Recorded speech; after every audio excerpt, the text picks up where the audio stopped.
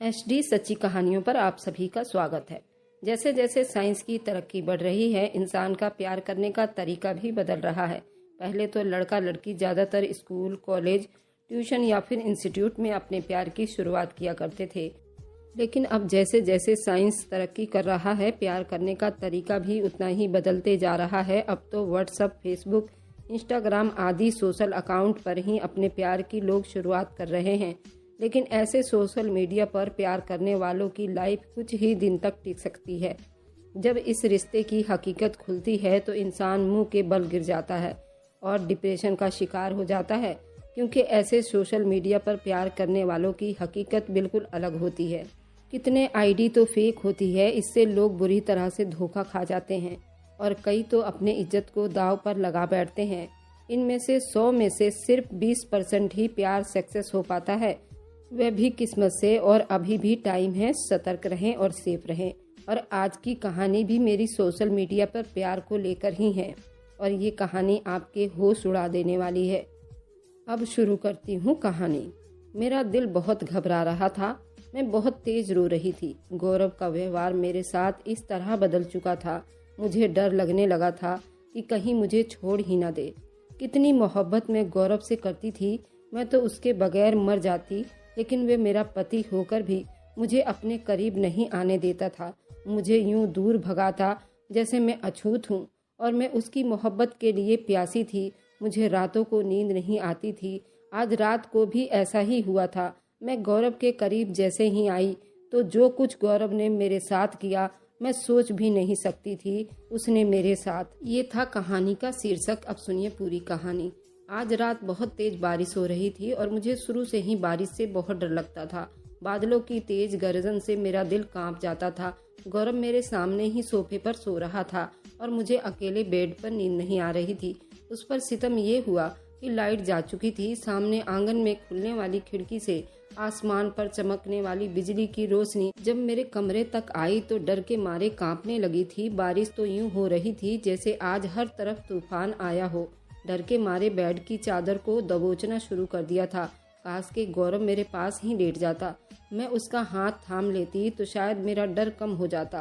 वह मुझे अपने आगोश में लेकर मेरे डर को अपनी बाहों में लेकर खत्म कर देता। लेकिन नहीं, वह तो पागल बेदर्दी सा होकर सामने सो रहा था।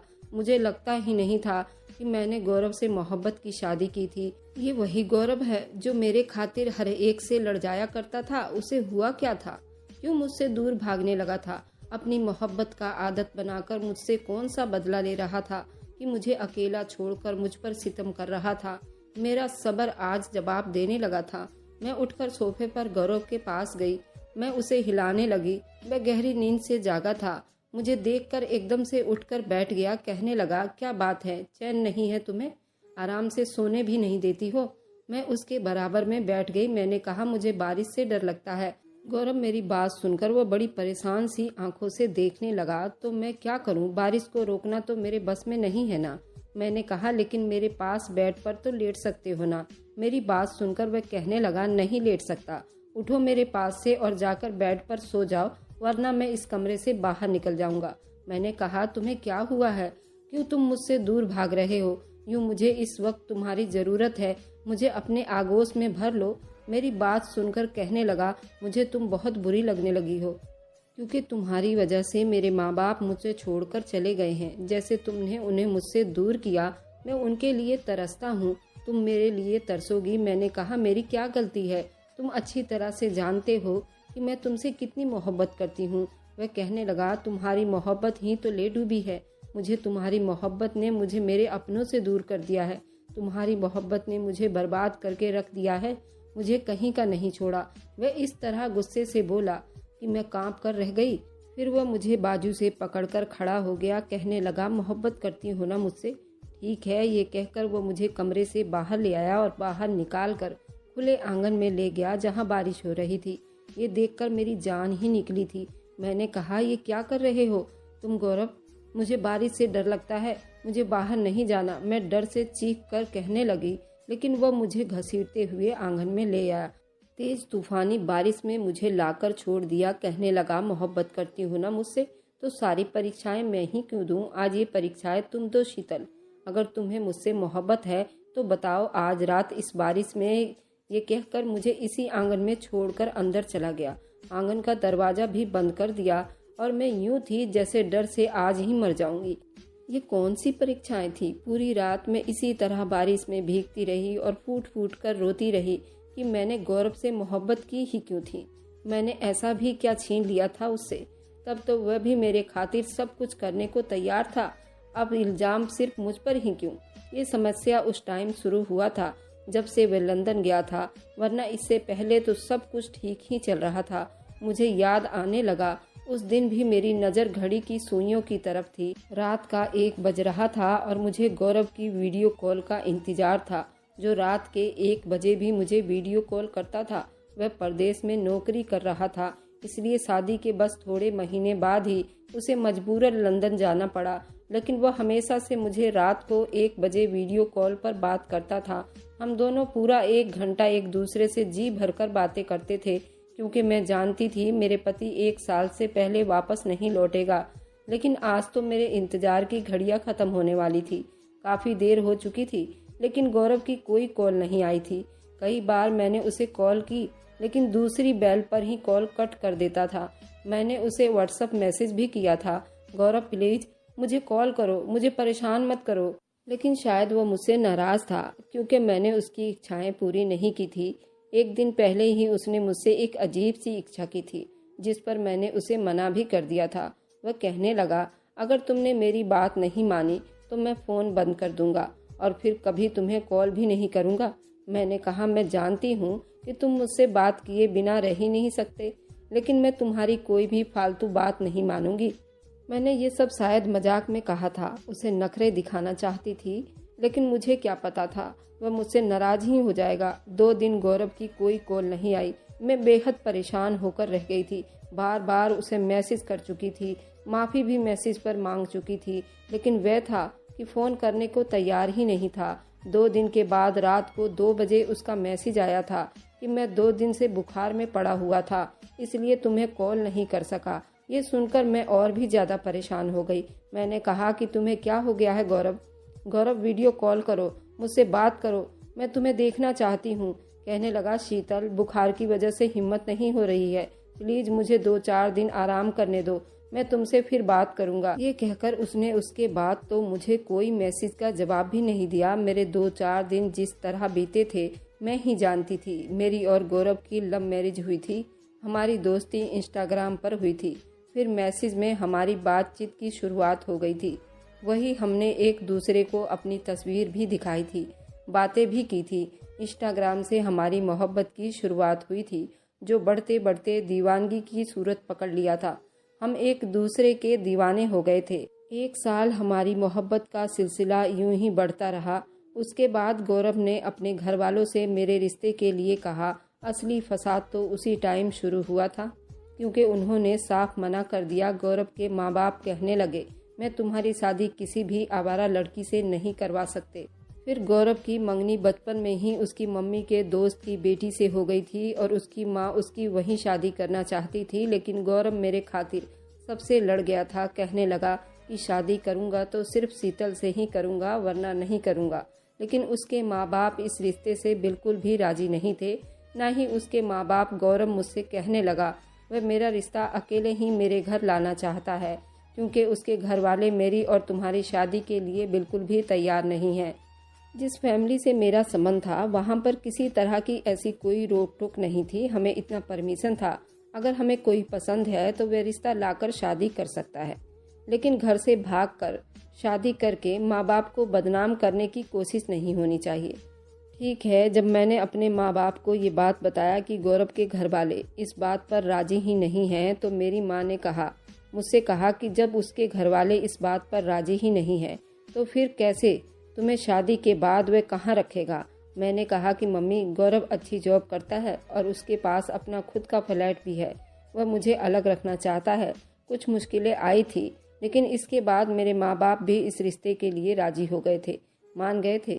उन्होंने अपने माँ बाप को कैसे राजी किया ये मैं नहीं जानती। अगले ही दिन मेरे माँ बाप ने कहा कि तुम ऐसा करो कि गौरव से कहो कि हमसे आकर मिल ले। मैंने ये खबर गौरव को दे दिया। गौरव दूसरे ही दिन मेरे घर पर मेरे माँ बाप से मिलने आ गया।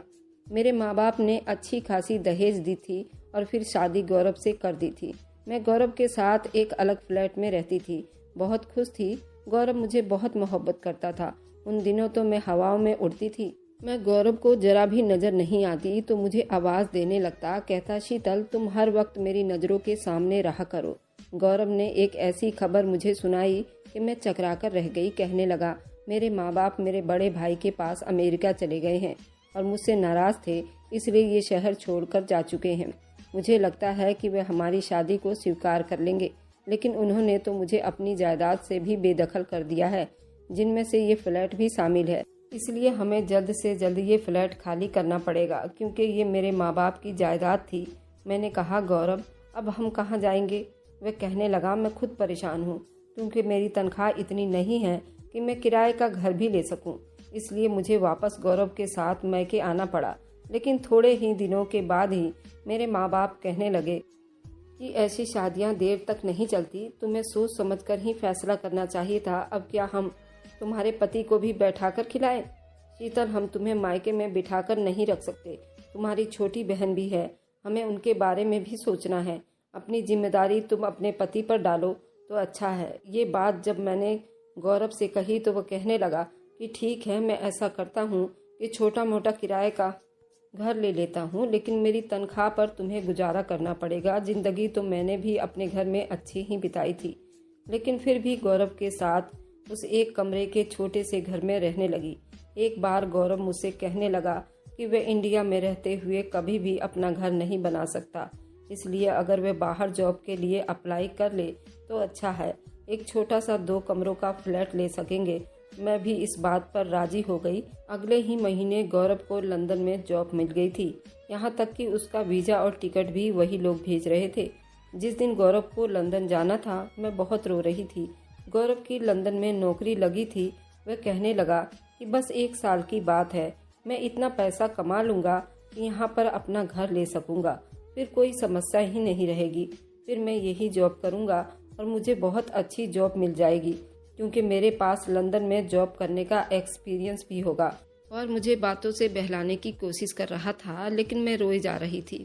मुझे इस बात का भी गम था। गौरव के माँ बाप ने मुझे स्वीकार नहीं किया था। काश कि वे मान जाते तो हमारी जिंदगी भी आसान हो जाती। एक अकेले घर में रहना मेरे लिए भी मुश्किल था। जाने से पहले गौरव कहने लगा कि मैं रोज तुमसे वीडियो कॉल पर बात करूंगा। गौरव की मजबूरी को जानती थी। जाने से पहले मुझसे कहने लगा कि मैं लंदन पहुंचकर मैं तुम्हें बहुत बड़ा सरप्राइज दूंगा। मैं उसकी बात समझ ही नहीं पा रही थी कि वह कैसा सरप्राइज मुझे देना चाहता था।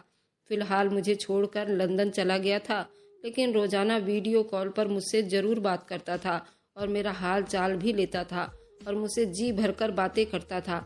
लेकिन पिछले कुछ दिनों से गौरव का व्यवहार मुझे बहुत अजीब लग रहा था। मेरा दिल बुरी तरह से घबराने लगा था, क्योंकि 1 हफ्ता बीत गए थे और गौरव सिर्फ मैसेज से ही बात कर रहा था। बात क्या कर रहा था, बस मुझे वह बहलाने की कोशिश कर रहा था। अब तो मेरे दिल में ये शक भी उठने लगा था कि कहीं गौरव मुझे धोखे तो नहीं दे रहा था। हो सकता है कि वह अपना दिल बहलाने के लिए मुझसे शादी की हो और अब हमेशा के लिए लंदन चला गया था। इस सोच ने तो मेरी जान ही निकाल ली थी। लेकिन कुछ दिन के बाद ही गौरव की वीडियो कॉल आ गई थी। दाढ़ी बड़ी हुई थी, चेहरा भी उतरा हुआ था। उसे देखकर लग रहा था कि जैसे वाकई ही बीमार रहा हो। मुझे देखकर कहने लगा, मैं पिछले 1 हफ्ते से बुखार में पड़ा था, आज भी हिम्मत नहीं हो रही थी, लेकिन तुम्हें इसलिए कॉल की ताकि तुम मुझे बेवफा ना समझने लगो। मेरे दिल में आने वाले शक को उसने जल्दी ही दूर किया था। ये सुनकर मेरा दिल तसल्ली में हो गया था।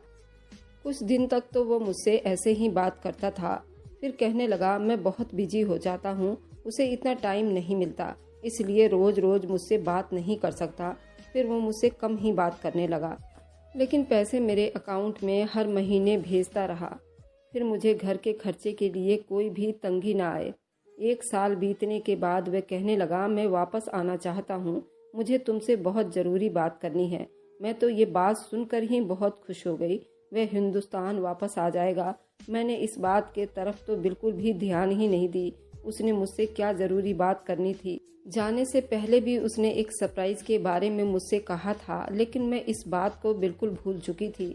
मुझे गौरव के आने की इस तरह खुशी थी कि मैं बता नहीं सकती थी। जिस दिन उसने आना था, मैं उसको लेने एयरपोर्ट पर चली गई। जैसे ही एयरपोर्ट से बाहर आया तो मैं अपने आप पर काबू न रख पाई और उसके गले लगकर रोने लगी, लेकिन उसने जल्दी से मुझसे खुद से अलग कर लिया था। कहने लगा, शीतल, ये क्या बेशर्मी है, सब लोग देख रहे हैं। मुझे गौरव का ये व्यवहार बहुत अजीब लगा था। उसे ये नज़र नहीं आ रहा था कि 1 साल में उसके बगैर कैसे बिता रही थी और उसे लोगों की परवाह थी, मेरी नहीं। मैंने अपने आंसू साफ किए। जैसे ही मैं अपने घर आई तो गौरव यहाँ चुपचाप था। मैंने कहा, अब क्या हुआ है तुम्हें? तो कहने लगा, कुछ नहीं, बस भूख लग रही है। मैंने उसके पसंद की बहुत सारी डिश बनाई हुई थी, लेकिन उसने खाना चाव से नहीं खाया जैसे कि वो पहले खाया करता था। खाने के बीच में वो मेरी बातों को इग्नोर कर रहा था, बस मेरी बातों को हाँ हूँ में जवाब दे रहा था। मैंने उसके इस अजनबी से व्यवहार से परेशान होने लगी थी। मैंने कहा, गौरव, क्या बात है, तुम मुझसे ठीक से बात नहीं कर रहे हो। वो कहने लगा कि तुम जानती हो मैं वापस क्यों आ गया हूँ। मैंने कहा, क्यों? कहने लगा, मुझे लंदन की नौकरी से निकाल दिया गया है और मेरे पास कोई पैसा पहले से जमा भी नहीं है। उसकी उदासी की वजह समझी थी। मैंने कहा, तुम परेशान मत हो, तुम्हारे भेजे गए सारे पैसे मैंने संभाल रखे हैं, कोई फजूल खर्च नहीं की है। और फिर मेरे माँ बाप तो मेरा हिस्सा भी देंगे, तो मैं एक छोटा सा घर खरीद सकती हूँ। मुझे लगा ये सुनकर गौरव खुश हो जाएगा, लेकिन वह अब भी चुपचाप था। फिर तो वह ऐसा रोज ही रहने लगा। वह मुझसे दूर दूर रहने लगा था। मैंने अपने माँ बाप से अपने हिस्से का मांग भी किया था। मेरे माँ बाप की कुछ प्रॉपर्टी थी, जिसमें से उन्होंने मुझे इतने पैसे दे दिए कि मैंने एक छोटा सा घर खरीद लिया। मैं समझी कि शायद गौरव अब खुशी खुशी जिंदगी मेरे साथ बिताएगा, लेकिन वह जब से लंदन से आया था मुझसे कतरा रहा था, मेरे करीब भी नहीं आता था। मुझे लग रहा था कि जैसे कुछ बात तो है, वह मुझसे कुछ छुपाने की कोशिश कर रहा हो।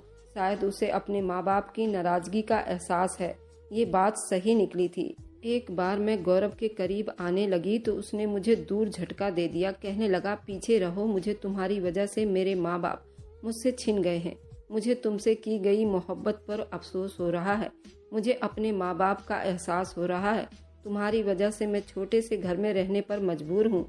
मेरी करोड़ों की जायदाद मेरे माँ बाप ने मुझसे सिर्फ तुम्हारी वजह से नहीं दे रहे। लंदन में भी मैंने धक्के खाकर देख लिया। पैसा कमाना कोई आसान काम नहीं है।